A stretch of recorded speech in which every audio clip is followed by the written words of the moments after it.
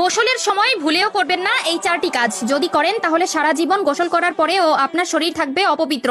আপনার করা নামাজ, রোজা, তাসবিহ, তাহলিল, এমনকি আল্লাহর দরবারে করা কোনো ধরনের দোয়াই কবুল হবে না। বিশেষ করে যখন আপনার উপর গোসলটি ফরজ হবে, তখন তো কোনোভাবেই এই কাজগুলো করা যাবে না। কেননা গোসল যদি পবিত্রভাবে না হয়, তবে একটানা 70 বছর আপনি নামাজ পড়লেও সেই নামাজের মধ্যে এক ওয়াক্ত নামাজের ফজিলতও আপনি পাবেন না, এমনকি আল্লাহর দরবারেও তা কবুল হবে না। বিশ্বনবী সাল্লাল্লাহু আলাইহি ওয়াসাল্লাম বলে গেছেন, গোসলের সময় মারাত্মক কিছু ভুল করার কারণে ব্যক্তির করা আজীবনের নামাজ আল্লাহর দরবারে কবুল হয় না। তবে ভুলগুলো মারাত্মক হলেও দেখতে দেখায় সামান্য। তাই নিজেকে একজন মুসলিম মনে করলে এই ভুলগুলো কখনোই করবেন না। কেননা গোসল আমাদের পবিত্রতার একটি অংশ এবং ইসলাম ধর্মের যে কোনো কাজ করতে হলে পবিত্রতা আবশ্যক। কি সেই 4টি ভুল জানতে হলে না টেনে দেখতে থাকুন সম্পূর্ণ ভিডিওটি এবং ভিডিওটি ছড়িয়ে দিন আপনার সকল মুসলিম ভাই ও বোনদের মধ্যে, যাতে করে তারাও এই ভুলগুলো থেকে নিজেকে শুধরে নিতে পারে, যাতে তারাও জীবনের গুনাহ থেকে বাঁচতে পারে। প্রিয় দর্শক,